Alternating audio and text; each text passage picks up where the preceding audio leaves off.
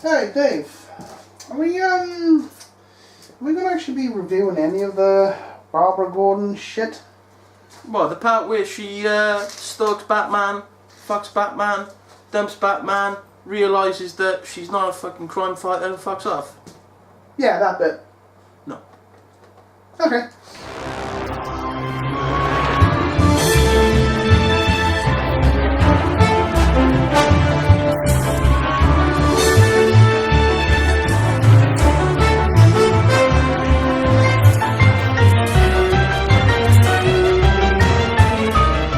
Good morning, good afternoon, and good evening, YouTube. Yet another edition of A Goth and a Joke, and another highly anticipated episode.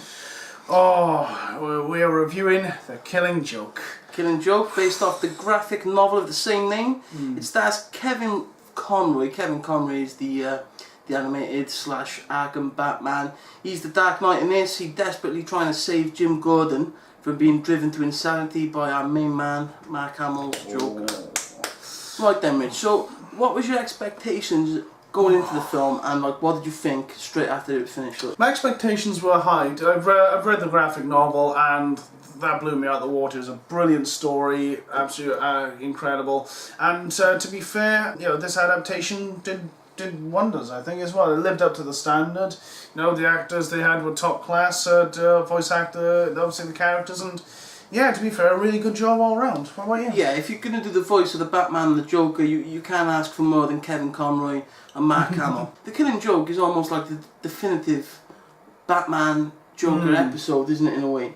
Do you know what I took away from this this story? Where again, it's just gone and blurred the lines between Batman and the Joker even more so, down to a thread. There's the only difference between them is a thread, and that thread is Batman's morality and sense of justice. Otherwise, they're both completely the same. Well, yeah, I know what you're saying. Like the theme of the whole strip and the film is that one bad day can make you exactly like me, mate. Right? You had one bad day as well, but you turned into a flying rodent. I had a bad day. I am what I am.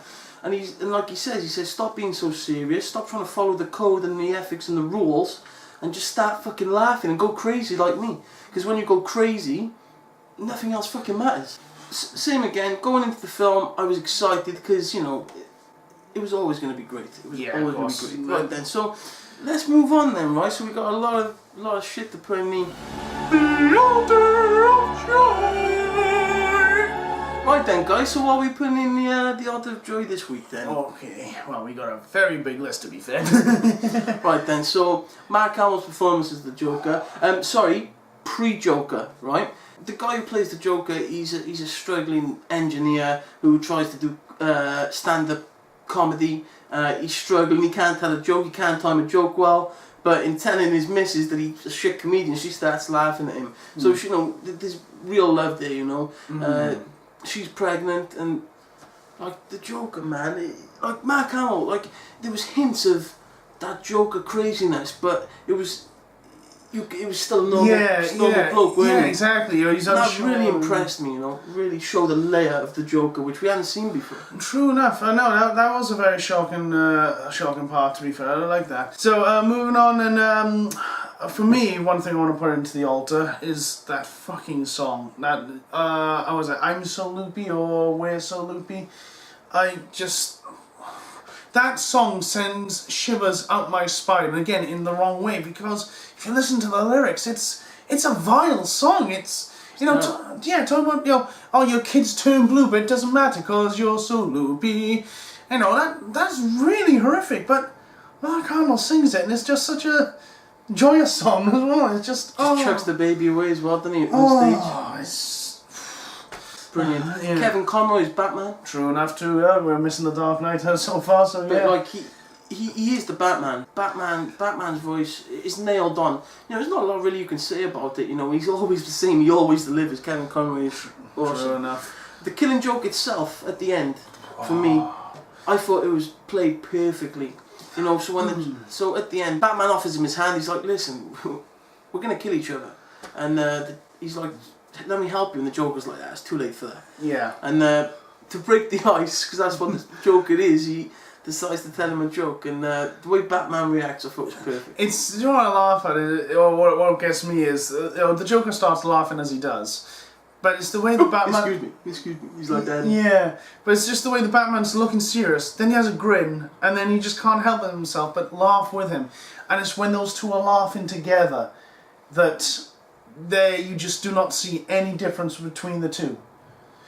And to me, that's the most beautiful part about this whole story. It's just that connection there. It just shows in another life they could be the best of friends or even brothers. It's just... Yeah, I love the ambiguity at the end as well, where it's just Batman laughing on his own at the end, like in the comic, and it's like, what happened? Why is the Joker silenced? You know, is he choked him? I don't think so, personally. I don't think he did. I think it was just it was a case of the Joker started laughing, the Batman ended, obviously he was the last person to laugh, but to me it just adds to the fact it blurs the lines between the two characters, personally, but that's just me. But yeah, I've got a very interesting theory there. Did Batman finally break Might Joker? have. He might have.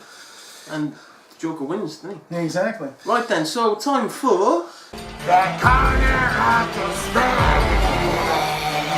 Alright then, so straight in the corner for me is Barbara's gay friend. You homophobic prick. What the fuck? Okay, look, you gave shit to the voice actor of Dory when we went. Are you homophobic? What? You were just such a stereotypical gay friend. You just wound me up.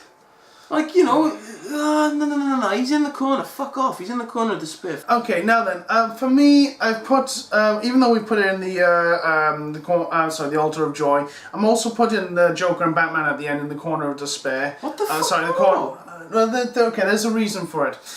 When I read the graphic novel, when Batman's giving his monologue, to the Joker, oh, let me rehabilitate, let me help you, blah, blah, blah.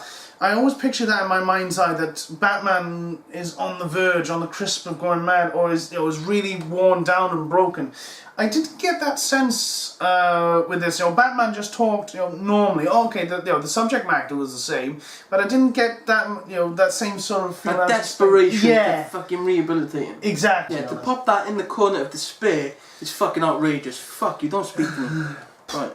So. Okay. Barbara's story. Yeah. No. Oh yes, we know what happened with Barbara. Alright, that's it. Yeah, it's in the corner. But I tell you what's not in the corner, we should get back the Altar of Joy for this shit, is Barbara's ass. Okay, it was a great ass. Batman had a good feel of that ass. Yeah, a good feel of that. But to be fair, Barbara did stalk him, obsess about him, shagged him, and then fucked him off and dumped him. So, yeah, she's in the corner. She dumped Batman, well done. Well done, Barbara Gordon. And, the thing is though, Batman had sex with his best friend, Commissioner Gordon's daughter. You're staying away from my daughter. Shut the fuck up, you silly cunt. She's 3 years of age. She's still gonna grow up. She's gonna hit 16 and 18 at some point. No. Yeah, but you're not my best friend, bro. Oh. Moving on. One last thing I want to throw in the corner of despair is, like I say, it took a while to introduce the Joker. I mean, the Joker was, the whole point of the story was, it was a Joker story, simple as, and the fact that he only turned up about halfway through is nice. Final fucking thoughts! So then, Dave, what's your final fucking thoughts then? Well, final fucking thoughts was that it was a great film, great adaptation from the graphic novel. The scene in particular with Gordon when he's on the ghost train, and there's the pictures of Barbara, what the Joker's taken just to drive him as crazy as he can. And you can see that in his eyes. It's it doesn't hold any punches. It's as gruesome and it's as graphic and it's as terrible and as evil as the novel itself. Yeah. Loved it. Absolutely loved it. It's just, like I said at the beginning, it's the definitive Batman and Joker chapter. It's got everything. And, even the way he paralysed Barbara as well, I thought that was, brutal. Yeah, as we'd expect no less from the Joker. And to follow on my final fucking thoughts, I couldn't have said it better myself. I'm pretty much Yeah, they nailed it. And to be honest, I don't think they could have ruined it really.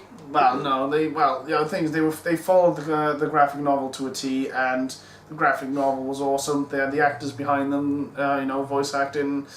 It was always going to be a success. Exactly, no matter what. For that, I would give Batman the Killing Joke. I'll give it a 9 out of 10. For the first time in Gotham the Jock history, we're in agreement. I actually give it a 9 too. So that's pretty much it then, guys. Thanks very much for watching. Like, comment, subscribe. We appreciate it. And yeah, we'll catch you on the flip side. God, you don't have to drag a fucking ending.